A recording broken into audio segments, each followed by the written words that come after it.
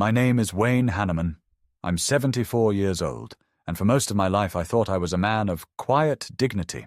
I taught high school history in Green Bay, Wisconsin for 36 years, the kind of teacher students remembered because I cared not only about facts, but about people.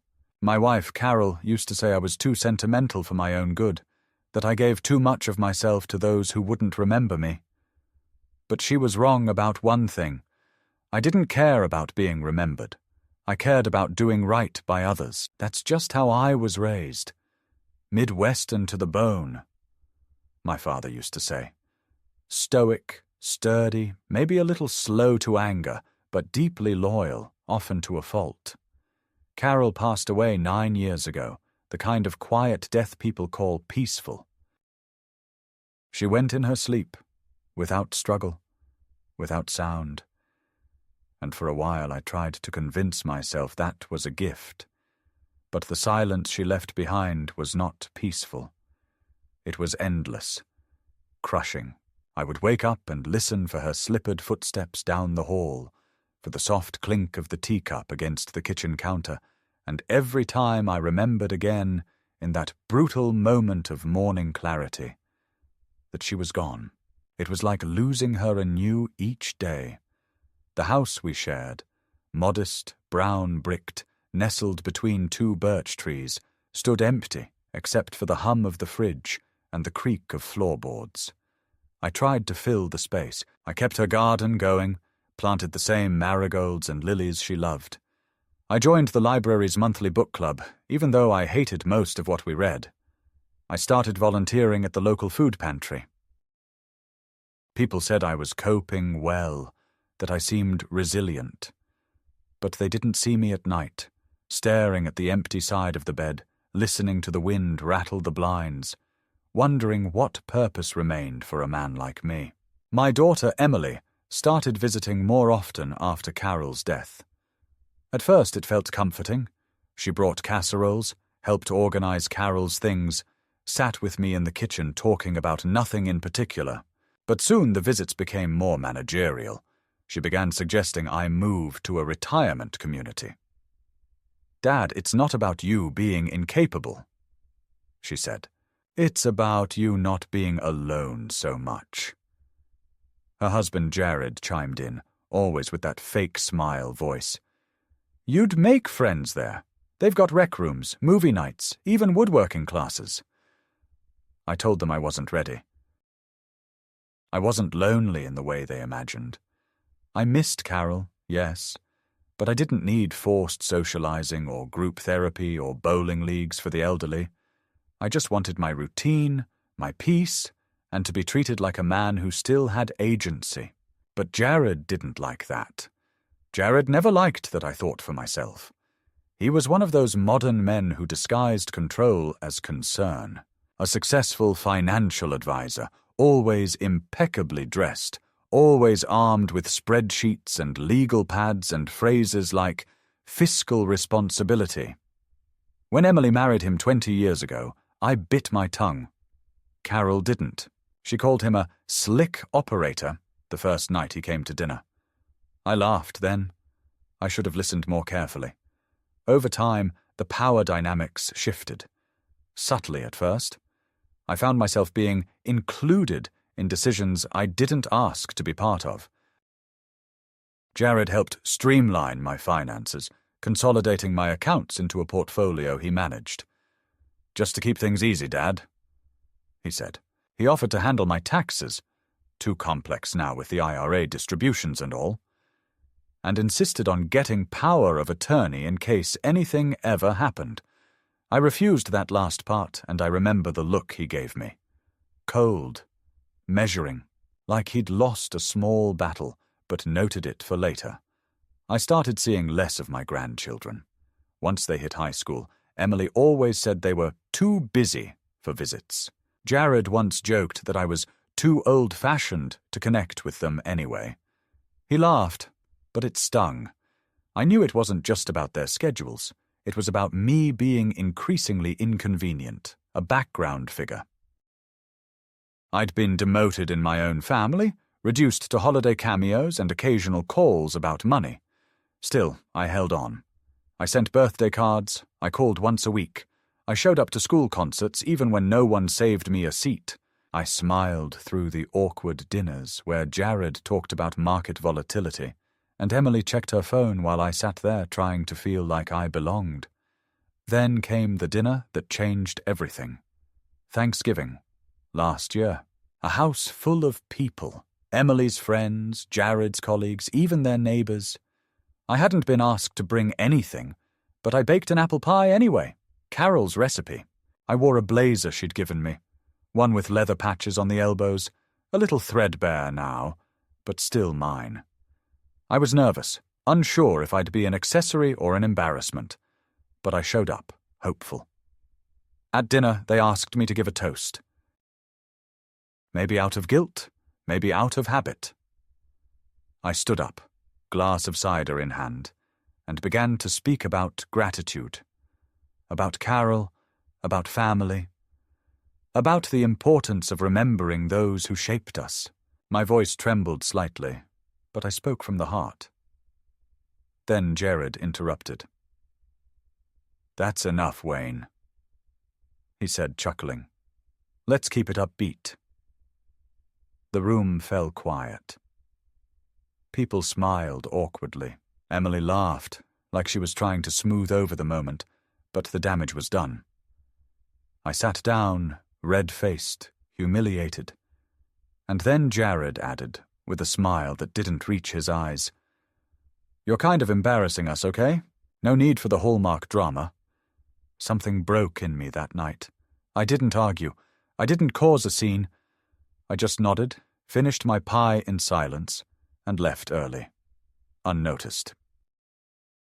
The next day I sat in my kitchen, looking at Carol's old garden gloves, and I knew something had shifted. Not just in them, but in me. They didn't see me anymore. I was no longer a father or a grandfather. I was a problem to be managed, a relic to be brushed aside. But I wasn't going to let myself be erased. I didn't know how yet, but I knew I had to take back control of my life, my dignity, my name. That was the beginning. That was when I started to listen carefully, to watch closely, to make plans. Because I may be old, but I'm not foolish. And the man they tried to silence still had a voice. And that voice was about to be heard. 3 weeks after that dinner, I received a letter in the mail that, at first glance, seemed like some clerical mistake. It was addressed to me, but the return label bore the name of a law office I didn't recognize. Inside was a packet of documents, dense legalese in a polished binder, and a brief note signed, almost carelessly, by Jared himself. Thought this might simplify things, just in case something happens. Best, Jared. I read the first few lines and felt my stomach knot. Durable power of attorney, financial oversight, medical proxy, all under Jared's name. It wasn't a suggestion. It was a pre-structured, pre-notarized legal apparatus designed to quietly shift my independence into his hands. I sat there, the morning light slanting through the blinds, the silence around me heavy and still, and felt something I hadn't in years. Fear.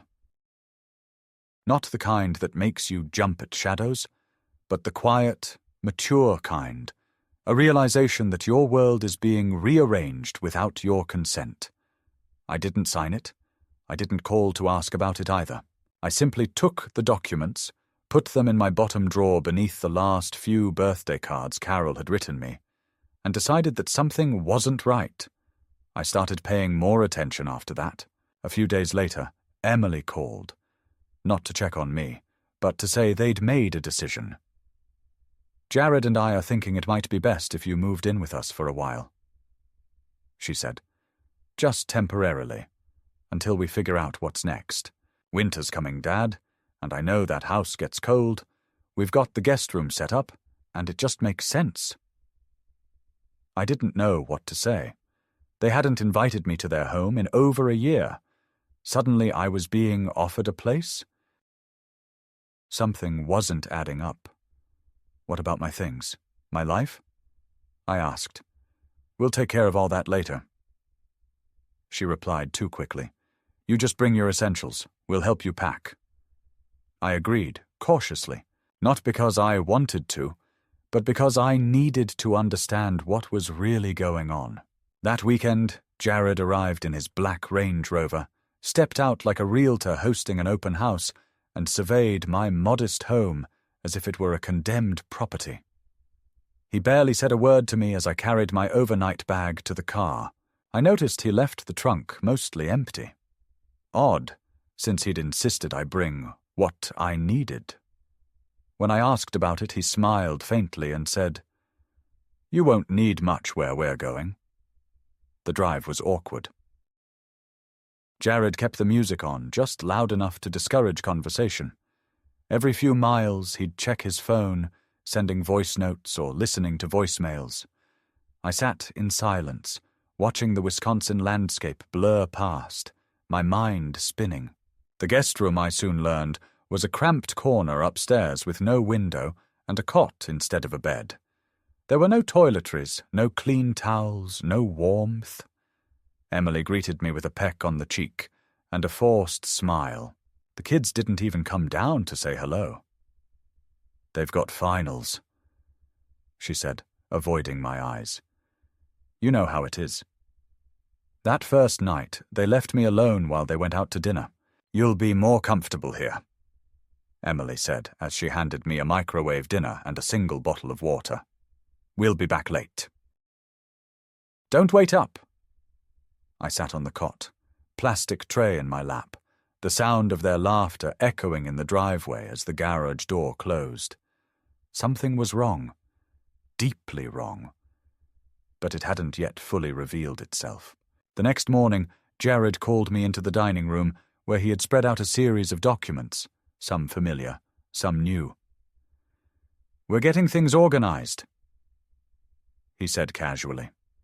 We've noticed you've been a bit forgetful lately. You repeat stories. You leave the stove on. Emily's worried. I'm worried. I haven't left the stove on, I said, confused. What are you talking about? It's okay, he said, lifting a pen. It's natural at your age. That's why we've prepped a simple package. Guardianship, power of attorney, joint ownership of your house. Just some things to smooth the transition. The lawyer says it'll be cleaner if we do it all at once. My throat went dry. You want me to sign over my house? I asked, unable to believe what I was hearing.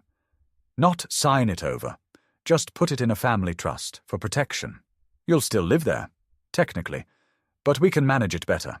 Maintenance, taxes, legal stuff. It'll save you time. I stood there, heart pounding. No, I said.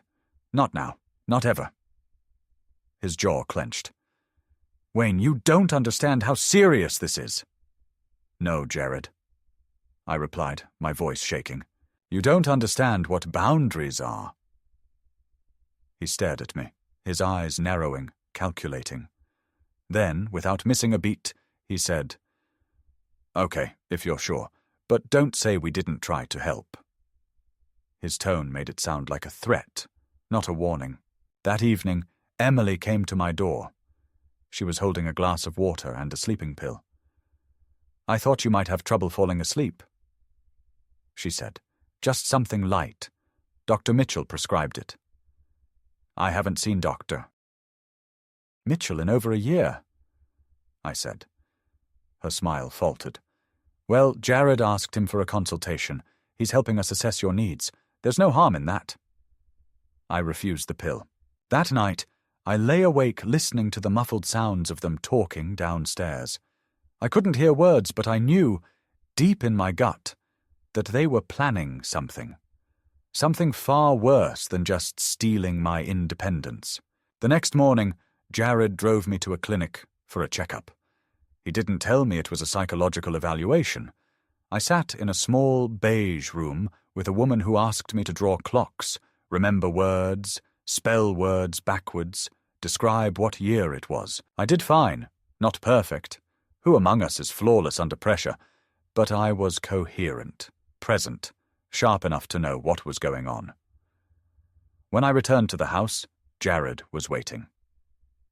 "The results show some early signs," he said flatly. "We're going to move forward with guardianship. It's for the best." I packed my bag that night. I didn't say goodbye. I called a taxi and went home. The locks had been changed. I stood on my own porch, fumbling with my old key, unable to get in. A neighbor, Marcia from across the street, came over and said she saw Emily and Jared changing the locks just the day before. "They said you were moving," she said, her voice hesitant. "That you'd signed over the house." I hadn't, and that's when I knew. They weren't just trying to control me. They were trying to erase me. They wanted to make me legally invisible, medically diminished, financially incapacitated. And they were almost there. All it would take was a judge's signature, a few phone calls, and a story about a fragile, confused old man who couldn't remember how to write a check. But I wasn't confused. I wasn't broken. And I wasn't done fighting. I had always believed that dignity was something no one could take from you, unless you handed it over yourself. But standing on my own porch, locked out of my home, with nothing but a small overnight bag and a heart pounding against my ribcage, I realized that belief was more fragile than I'd thought. The November air was cold, dry, and sharp against my cheeks as I leaned against the brick wall and tried to steady myself. I'd been a man of order and schedules my whole life, but in that moment there was only chaos. My house, the home Carol and I had built over 4 decades of shared memories, was now behind a door I couldn't open. The irony of it all stung worse than the wind. I had left the house only days ago out of caution, perhaps foolishly trusting that a temporary stay at Emily and Jared's would clarify their intentions. Instead, I came back to find myself dispossessed by the people I had once trusted more than anyone. I sat on the front step for almost an hour. Cars passed occasionally.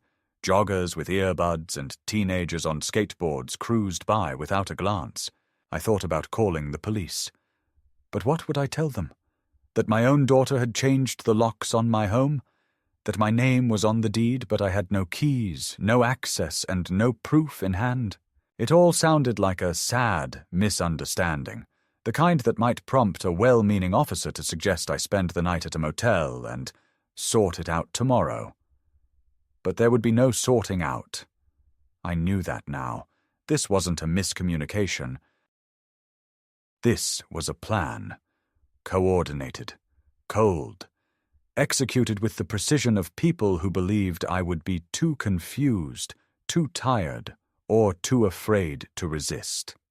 Eventually I walked 2 blocks to a small cafe near the church Carol and I used to attend. I ordered a cup of coffee and sat near the window, staring blankly at the street while the sun sank lower, casting long shadows across the sidewalk. My hands trembled as I tried to collect my thoughts. I needed a lawyer. I needed someone who would take me seriously, not as a doddering retiree with a bruised ego, but as a man being systematically dismantled by his own family. I remembered a former student of mine, Jason Madsen, who had gone to law school and returned to Green Bay a few years back to open a small practice. He'd sent me a Christmas card once after passing the bar, thanking me for inspiring him. I found his card still tucked into a drawer in my wallet. I called. Jason answered on the second ring. "Mr. Hanneman?" he said, surprised but warm. "Wow, I haven't heard your voice in years. What's going on?" I paused, struggling to find words that didn't sound paranoid or pathetic. "I need help," I said finally. "And I don't know who else to call. I think my daughter and her husband are trying to take everything from me." There was a long silence on the other end. Then calmly, "Where are you?" He met me at the cafe 30 minutes later, fresh from court, still in a wrinkled blazer and carrying a battered leather briefcase. I told him everything. About the guardianship documents, the surprise psychological exam, the changed locks, the hints about my house being part of a family trust. I watched his expression darken as I spoke. He didn't interrupt, didn't scoff, didn't suggest that perhaps I was confused. When I finished, he took a long breath and nodded. "Okay," he said. "First things first, we need to get you access to your home and your bank accounts. Do you still have ID on you?" I showed him my wallet, my driver's license, my Medicare card, and a few crumpled receipts. I still had a debit card, but I hadn't checked the balance since I'd moved in with Emily and Jared. That thought made me uneasy. "We'll start with the title search," Jason said, flipping open his laptop. "If your name is still on the deed, we can challenge any transfer that was done without your signature. And if they filed for emergency guardianship, we'll contest it immediately. You're lucid, articulate, and angry, which is exactly what a judge needs to see." He gave me a place to stay that night, a guest room at his elderly aunt's house, a kind woman named Ruth who gave me tea and didn't ask questions. The next morning, Jason confirmed my worst fears. The house deed had been altered. Jared had filed a quitclaim deed placing the property into a family trust, listing Emily as the primary trustee and Jared as the financial executor. My name had been removed, fraudulently, Jason suspected, using a signature I never gave. Worse still, an emergency guardianship petition had been filed in family court the day I'd moved into their house, citing evidence of cognitive decline and a pattern of dangerous forgetfulness. They were trying to trap me on paper, make it look like I was deteriorating so they could manage everything without resistance. "Don't panic," Jason said as we sat in his office. "We'll file a response today, and I'm requesting a full independent capacity assessment by a court-approved psychiatrist. You'll pass it easily." I nodded, numb. "What about my bank accounts?" Jason opened a new window on his screen. "We'll find out. Give me the names of your institutions." 2 hours later, we discovered that Jared had already submitted paperwork requesting access to my financial accounts, claiming guardianship was pending. Thankfully, the bank hadn't yet processed the request. Jason made immediate calls, had the request frozen, and placed a fraud alert on all associated accounts. He even found a clause in my retirement account that allowed me to name an alternate contact in case of fraud or coercion. I listed Jason. Things moved quickly after that. The court date was set for 2 weeks later, but Emily and Jared didn't know I had legal counsel. They assumed I'd simply vanish, into a care facility, into confusion, into silence. I didn't call them. I didn't answer their messages. And when a letter arrived at Ruth's house addressed to me from Emily, I didn't open it. I didn't need to read more lies. But what broke me wasn't their deceit. It was discovering just how calculated it had all been. Jason obtained copies of internal emails between Jared and a local real estate agent. In them, Jared referred to me in the third person, as if I were already gone. "Once we get guardianship finalized, we can list the property within 30 days. One email read. Another said, "The appraisal came in higher than expected. Wayne's place could fetch $320K, Sid, even without renovations." They were planning not just to take my house, but to profit from it. I sat in Jason's office reading those emails, each word slicing deeper than the last. My life had been reduced to a line item on someone else's spreadsheet. My memories, my books, my garden, the lamp Carol had insisted we keep even though it was hideous, all of it was just inventory to be monetized. I had become a burden, a potential liquidation asset. Not a father, not a person, just a variable in someone's financial plan. And then came the moment that crystallized everything. Jason received a call from the court clerk. Jared had submitted a video recording as evidence of my supposed confusion. The court allowed us to review it before the hearing. We watched it together, huddled around his office computer. It was a secretly filmed clip from the week I'd stayed with them. I was in the living room, confused about the time. I'd looked at a wall clock that had stopped ticking, asked if dinner was at 6 or 7. Harmless, mundane. But Jared had recorded it, and submitted it as proof that I was no longer able to care for myself. He hadn't recorded the part where I'd later fixed the clock myself.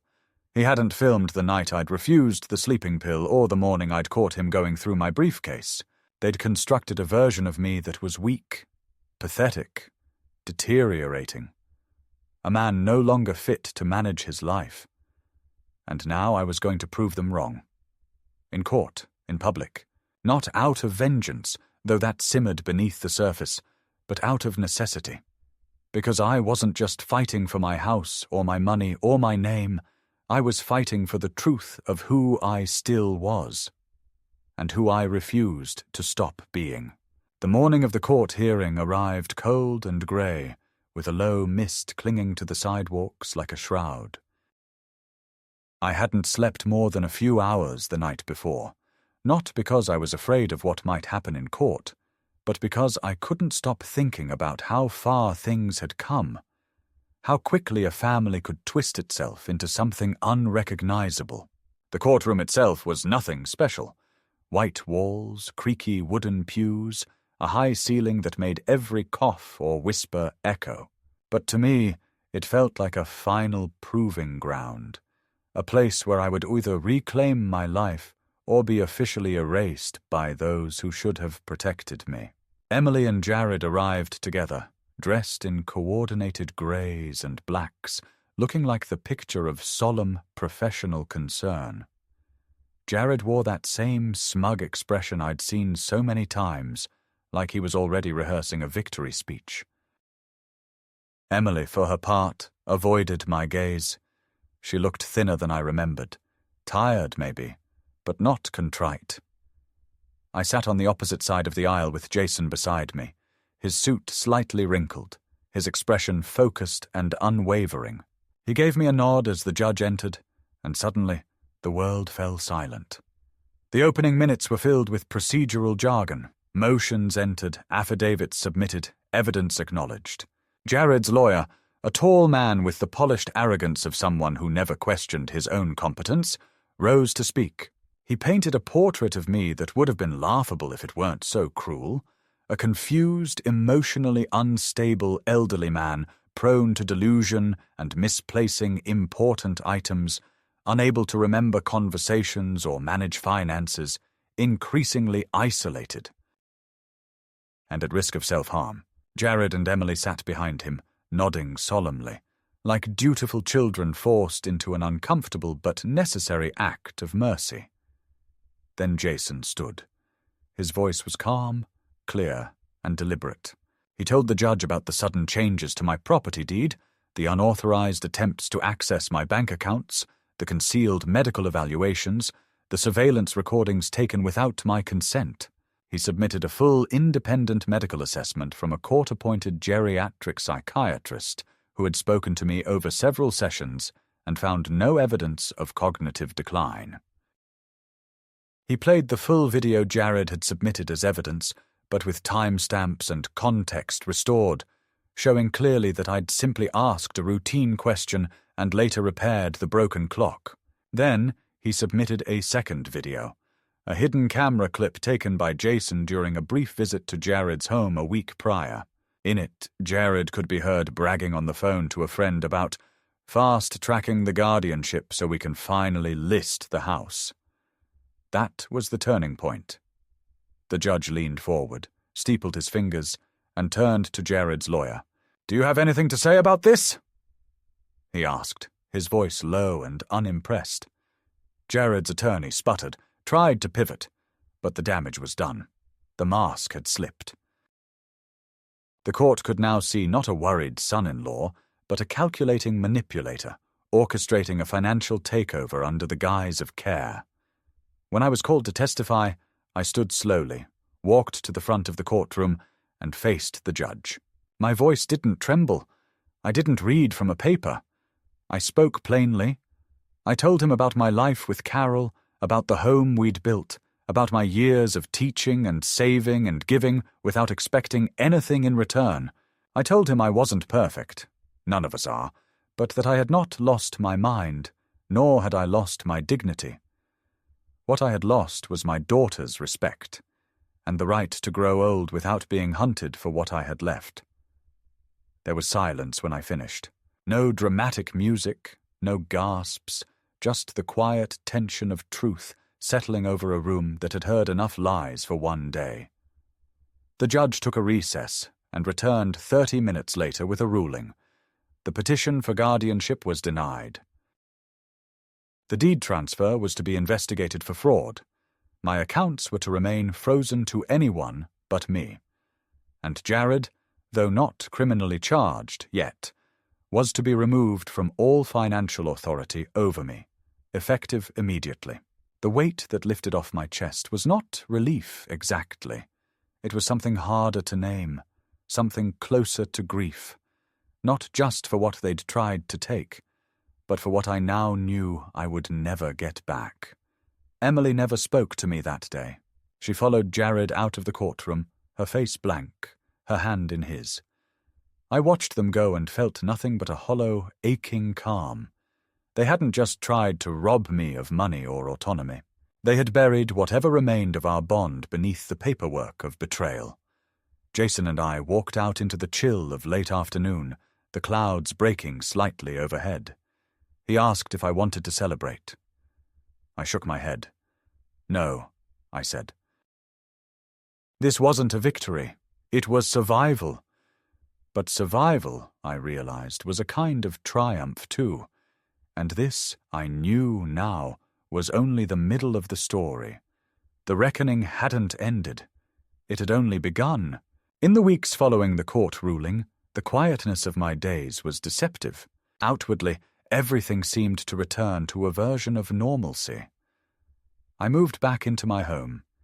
Jason had the locks changed again, this time under court order, and I resumed the quiet routines of solitude. Morning coffee brewed slowly in the kitchen Carol once ruled like a kingdom. The radio murmured with the soft, nostalgic voices of public broadcasting. I walked the neighborhood with deliberate calm, nodded to neighbors with a reserve I hadn't shown before. But underneath that exterior calm churned something deeper, darker, harder. A realization had crystallized, cold and final. There was no going back. Whatever remained between me and Emily had been burned away in that courtroom, and if I wanted to protect what little I had left, my home, my savings, my name, I would need to go further. Because Jared and Emily had not retreated. They had only recalibrated. Jason warned me. They're too invested in this to give up. He said one morning in his office, while reviewing the court's signed denial order. They lost face. Jared, especially. He's not going to let it go. People like him. Once they're challenged, they double down. I believed him. But even Jason underestimated how quickly and how cunningly they would move. Just 12 days after the ruling, I received a notification from the county assessor's office. A request had been filed to reclassify the ownership structure of my property. Again, Jared had submitted a letter claiming there was ongoing family dispute over rightful ownership, and requested that the house be placed in a restricted legal review status, meaning no sale, refinance, or title transfer could proceed without further verification. The flag was temporary, but it froze everything. My house was now in bureaucratic limbo. Jason filed an immediate counter-request, but damage had already begun to ripple. That same week, I received a call from the local credit union I'd banked with for over 30 years. Mr. Hanneman, the manager said, we've received a formal inquiry from a fiduciary firm representing your family. They're asking for transaction histories and estate planning documentation. We haven't responded, of course, without your written consent, but we thought you should know. I asked for the name of the firm. It was one of Jared's business associates. The harassment wasn't subtle anymore. It was coordinated and wide-reaching. I didn't wait. That afternoon, I went to the credit union in person and pulled every document related to my accounts. I closed one savings account entirely and transferred my IRA to another institution under a new custodian. Jason helped me revise my will, again, and drafted a document rescinding all prior powers of attorney, even those never legally filed.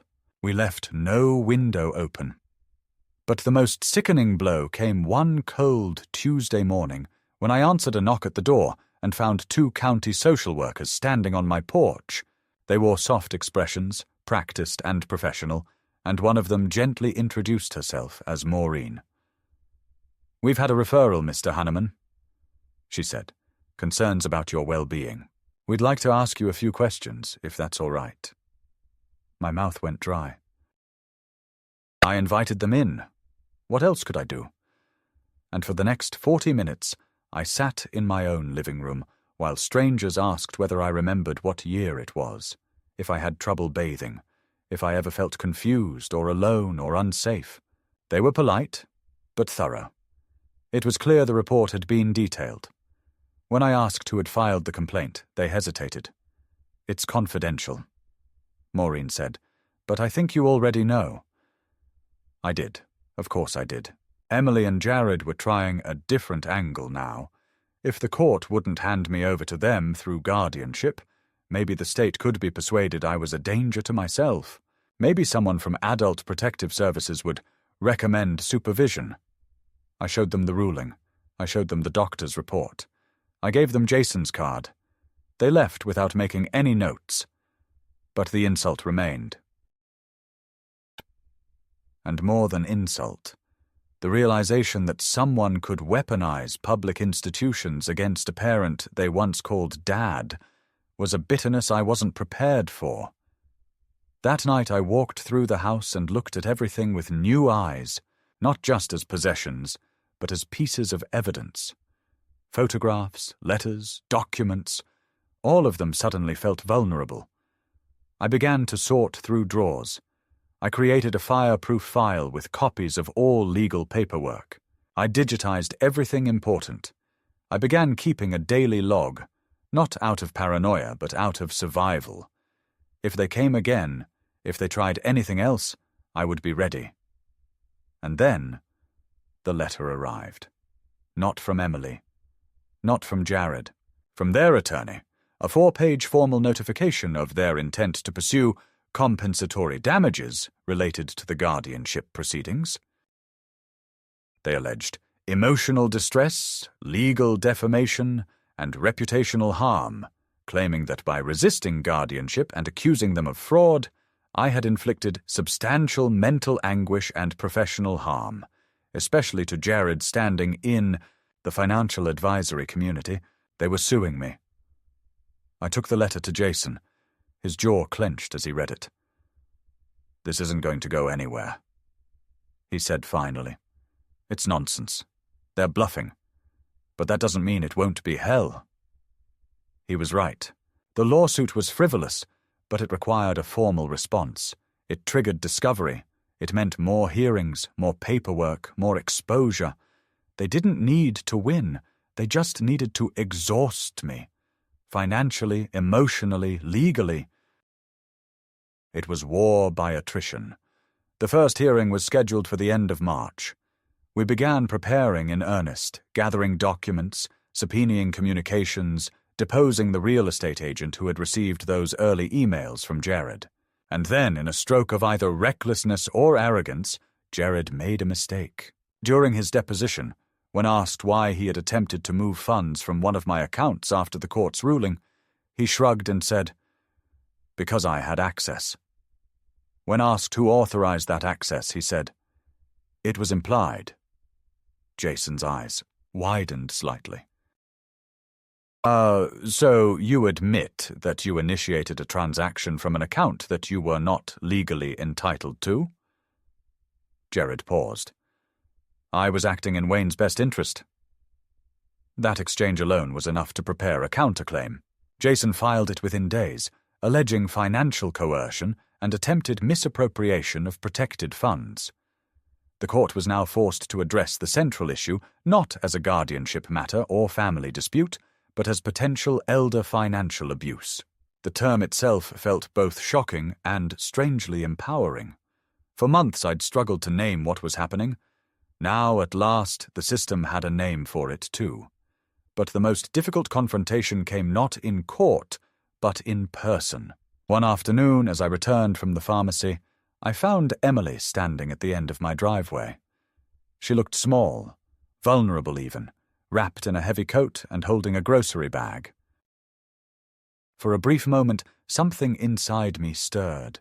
Memory, instinct, the echo of a father's unconditional reflex. But it evaporated the moment she opened her mouth. "Can we talk?" she said, her voice almost too soft to hear. "Please." I didn't invite her inside. We stood near the mailbox. She handed me the bag. It had bread, soup, a tin of tea, like some half-hearted peace offering. "I never wanted this," she said. "It's gotten out of control." I looked at her for a long time. Her face was pale, tired. Her eyes searched mine not with regret, but with weariness. "You changed the locks on my home," I said, my voice quiet. "You filed papers declaring me incapable. You told the state I was a danger to myself." "I didn't know he did all that," she said.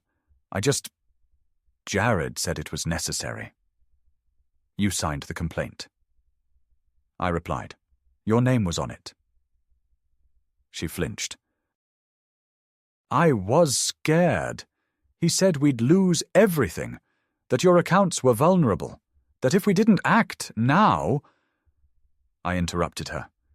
"You stood by while he treated me like an enemy, while he recorded me without my consent, while he tried to steal my house." Tears welled in her eyes. I didn't know what else to do. "You could have talked to me," I said. "You could have remembered that I'm your father, not your ward. You could have defended me."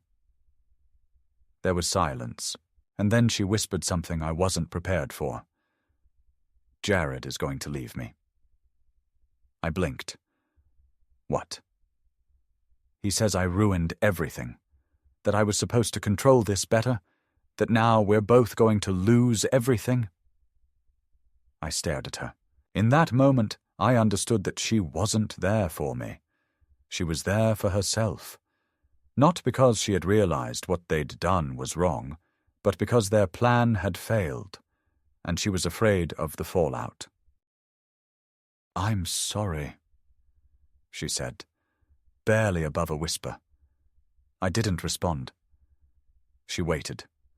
When I remained silent, she turned and walked away, her footsteps echoing against the frozen concrete. That night, I sat in my study and opened a drawer I hadn't touched in years. Inside was a folder labeled simply Carol. Her letters, her recipes, a photo of her holding Emily as a baby. I stared at that picture for a long time, and I knew what I had to do next. Because this wasn't just about surviving anymore. It was about justice. It was about reclaiming the final years of my life from those who thought I'd already stopped living.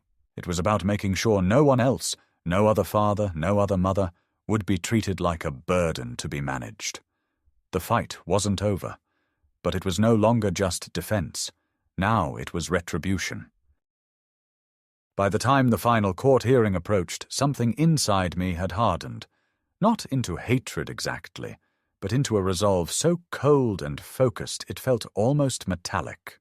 The months of emotional ambushes, institutional manipulations, and calculated betrayals had stripped away every last illusion.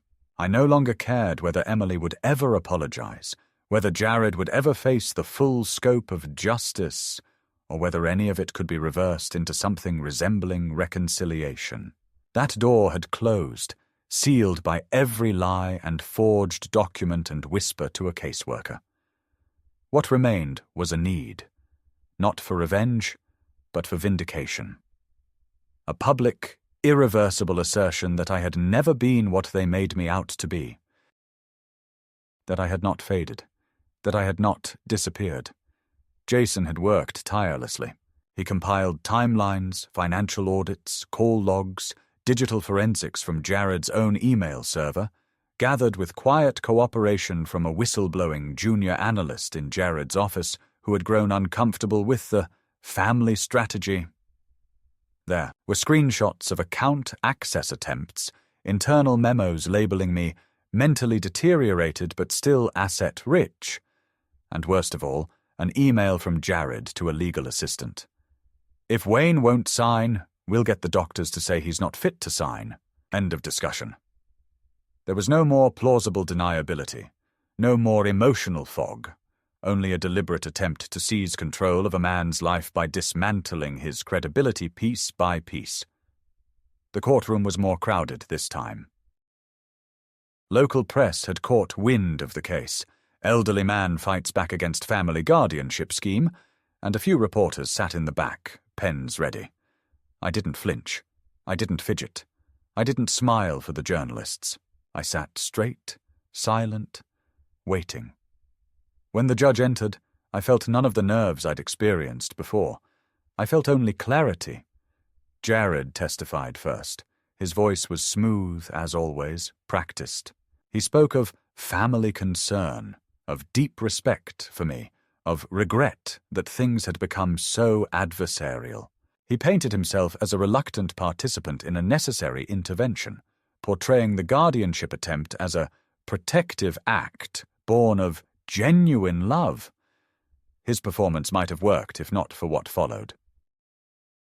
Jason stood and played the audio recordings. Jared's own voice, casual and venomous, mocking my memory lapses, scoffing about how easy it would be to fast-track a diagnosis, laughing about cleaning out the old man's accounts before he realizes. Then the emails, blunt, unfiltered, damning. When the judge asked Jared if the emails were authentic, he hesitated. "I may have used harsh language," he said carefully, but it was during a moment of stress. We were worried. "And the forged deed?" The judge asked. "I thought he had signed it," Jared said. "Emily told me he did." The judge turned to Emily. "Did your father sign that deed in your presence?" Emily sat still. For the first time in months, she looked at me. I met her eyes and saw no recognition. She wasn't seeing a father, just a problem. Just the architect of her current ruin. "No," she said softly. "He didn't." That one sentence shifted the room. For a flicker of a moment, I wondered if it was guilt, but I knew better. It was strategy, self-preservation. She was already distancing herself from Jared, hoping to salvage something from the collapse. The judge took notes, adjusted his glasses, and then, without ceremony, asked me to come forward. I stood slowly, walked with purpose to the center of the room, and spoke. I told the court everything they hadn't seen. Not just the legal violations, but the quieter, subtler wounds, the dismissal, the erasure, the 1,000 small humiliations of being told you no longer know who you are. I described what it meant to be treated not as a man with memories and integrity, but as a burden, a liability, a signature waiting to be faked. I didn't cry. I didn't shout. I simply spoke with the weight of truth, and when I finished, the courtroom was silent. The judge's ruling was swift. The guardianship case was dismissed with prejudice, meaning it could not be reopened. Jared's firm would be investigated for ethical violations. A referral would be made to the state attorney for review of possible elder financial abuse. Emily was not charged, but the judge recommended that I seek a protective restraining order if I felt endangered. Jason nodded slightly, already prepared. And then came the unexpected turn.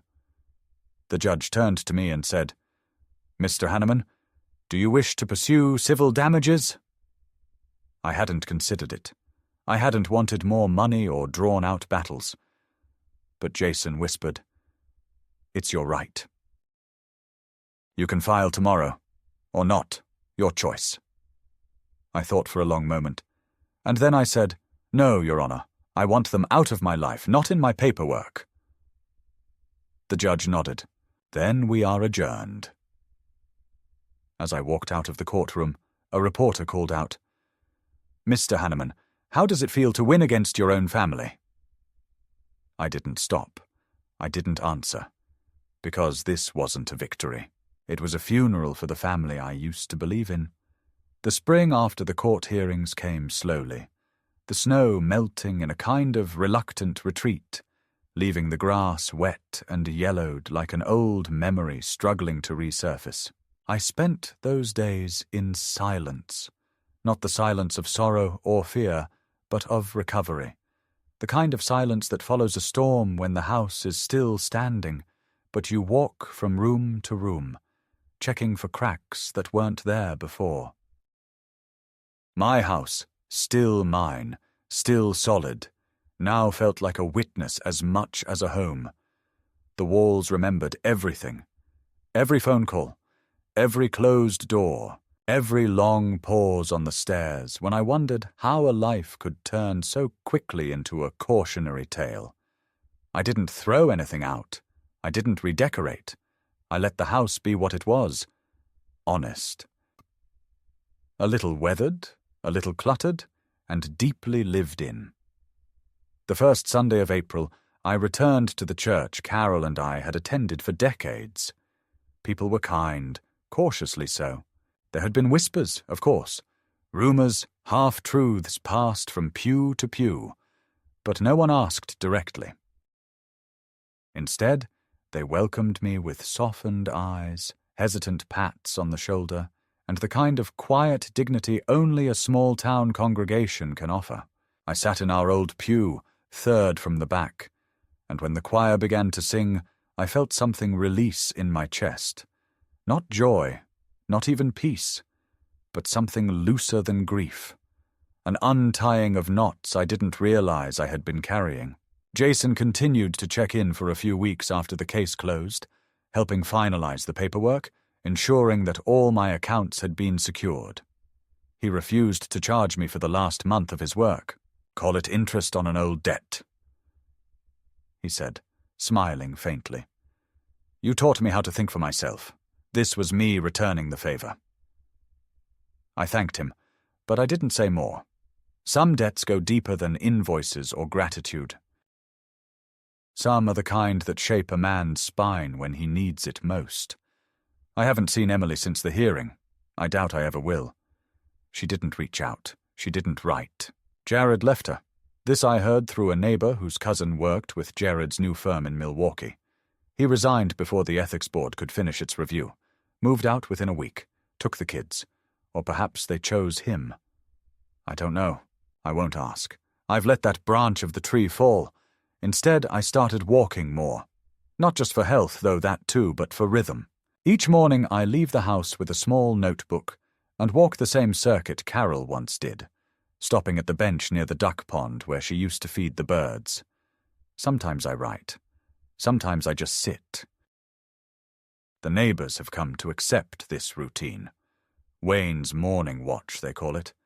A quiet old man with too many thoughts and no one left to argue with. But I don't feel alone anymore. Not exactly. I feel intact. Scarred, yes, but intact. And that matters more than I ever understood before. To be whole after all of it, to know I stood up even when they tried to bury me in shadows, that's a kind of peace I never knew I needed. I've updated my will again, removed all family beneficiaries. The house will go to the local historical society, the savings to a scholarship fund for underprivileged students who want to study history. That decision felt more honest than anything I've done in years. A final gesture, maybe, but not of bitterness, of clarity. There are moments still when the silence feels heavier than usual. Birthdays, anniversaries. The sound of a child's voice in the park that reminds me of Emily when she was 5. But I let those moments pass through me now. I don't hold them. I don't hide from them either. I let them speak and then fade. They're echoes, not ghosts, and maybe that's what survival is at this age. Not the absence of pain, but the refusal to lie down in it. The quiet insistence that you are still here, still upright, still your own. They tried to unwrite me, but I am still writing, and I have the pen.